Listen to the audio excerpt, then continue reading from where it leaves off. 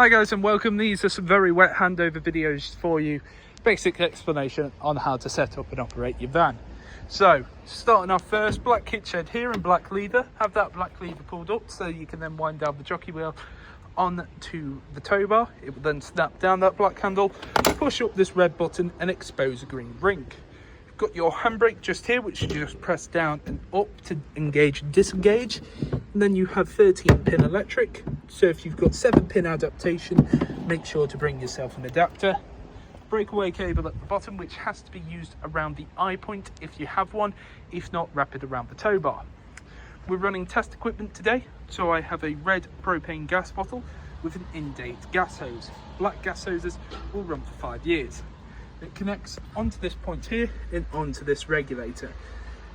Hand tighten that as much as you can and then just nip it up using a spanner. You don't want it too tight as it puts too much pressure on the O-ring inside. Once both sides are firmly connected, twist the gas bottle in the positive or open direction. 2 points either side and 2 points at the back, you have inserts for your legs. The caravan itself comes with a leg winder, or you will need a 19mm drill bit and a power drill just to make it that bit quicker.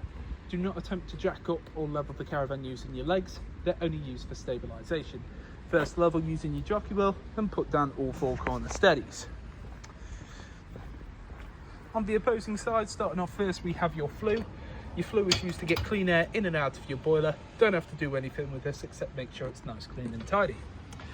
Then have an Aquaroll here for the clean drinking water and your water pump. To remove a water pump, you press in on the trigger and pull out just like so. Then you have this plastic cap to sit over the top of the Aquaroll to make sure no nastiness gets in. You also have the strainer at the bottom of the barrel. Now that has to be sat at the bottom, as otherwise it can lead to coughs, splutters and gasping. My recommendation is to get some PVC tubing or some old hose pipe or something like that. Something to make sure that it's always straight, as they do have a bit of a tendency for curling up.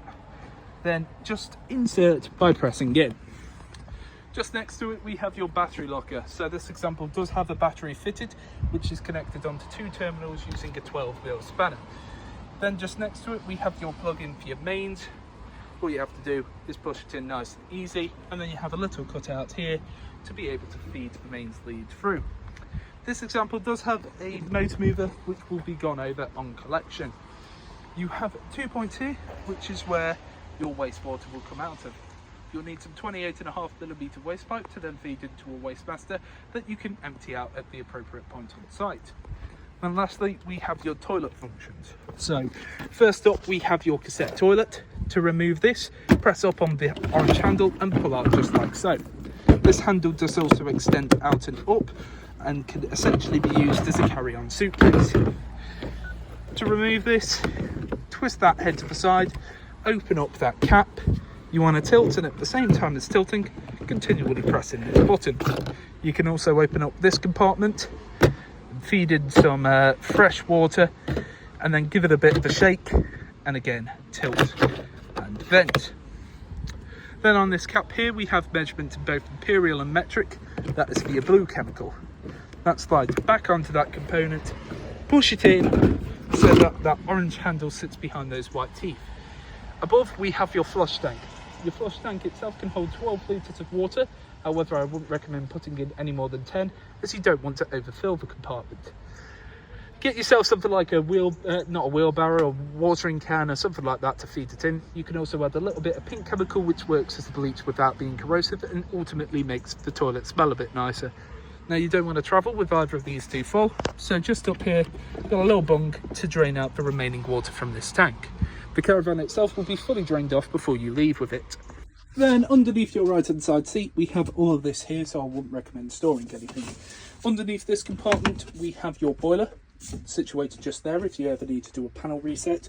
You have your flow jets here, which is what will circulate the water around and draw it through, leading to these blue pipes with this yellow switch valve. When it's in the horizontal position, that is allowing water to flow through.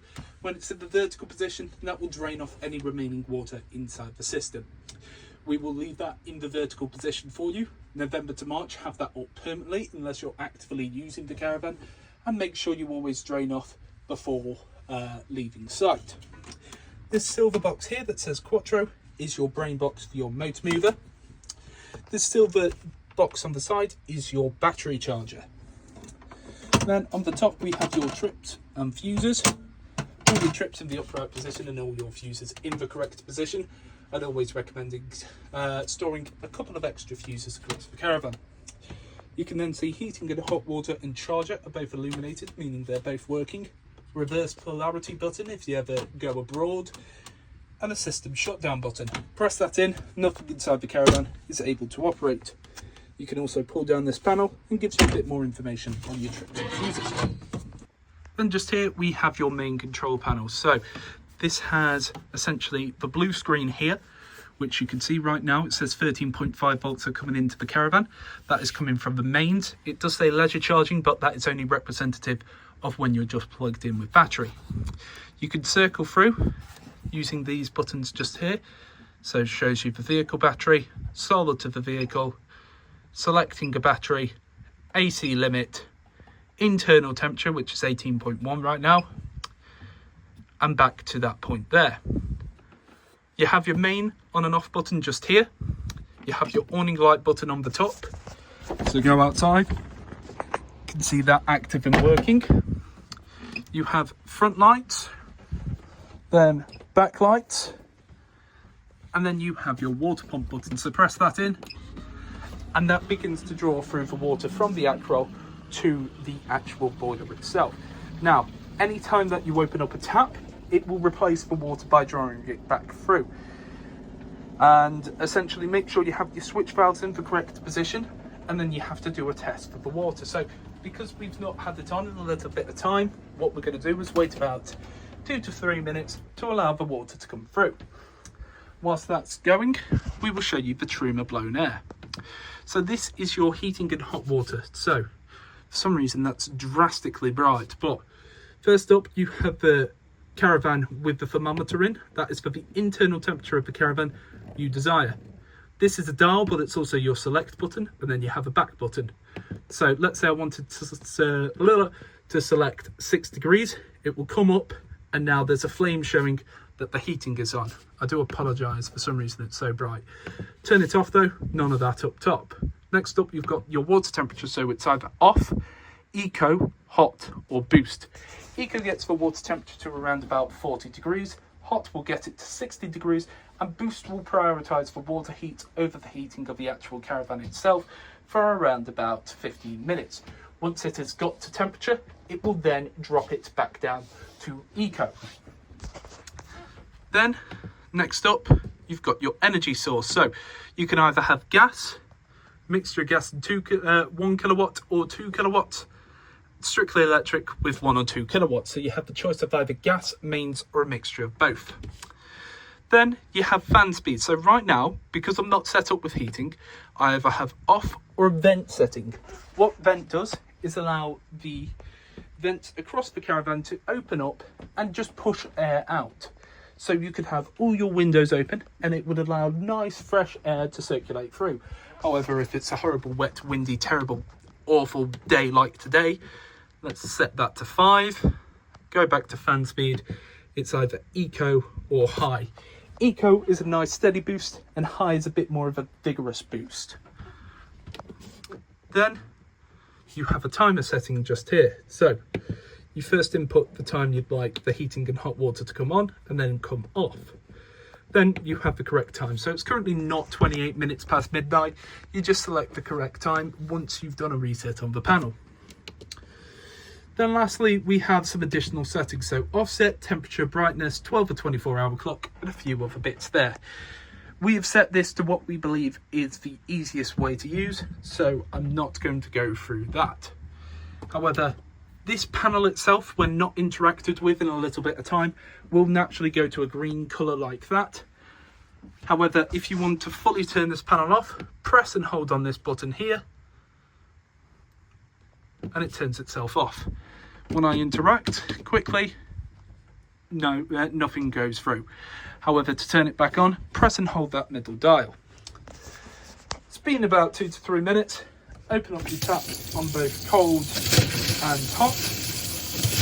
You might get the odd pop or splutter to start with, but what you're looking for is this nice, steady, continuous stream.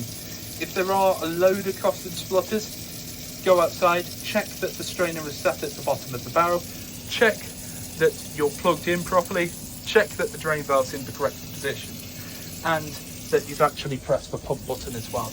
But what you want to do, let this run about 30 seconds, just so that you can see the nice steady stream. Once you're finished, shut it down. You can also check on your other taps and showers inside the van. Then just here we have your hob, grill and oven. So all of this operates off gas. What you have to do, press in the dial, twist it to the side and pressing your igniter. Now it may be a case that originally the flame will come up and then die off.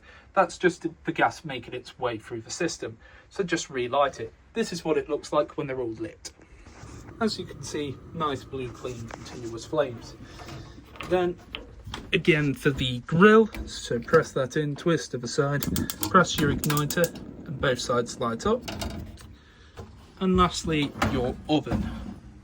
So press that in, twist to the side, and you can see your oven nice and lit there as well. Only other real thing to note, you want to travel with this glass sheet down, but don't put it down until all of these burners are cold to the touch. You can travel with your gas hose on the regulator, but make sure that the gas bottle is off.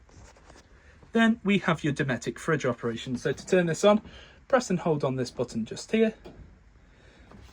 It will then flash up and go to its most recent memory. You have 3 different choices even, for sources. So you have mains, gas, or 13-pin electric. Not leisure battery, 13-pin electric. So if I wanted to select gas, I press in and it goes over to gas. Now I wouldn't recommend putting on gas until you've checked through all your hot grill and oven. You then have the amount of power coming into the van, so into the fridge even. So 1, 2, 3, 4 or 5.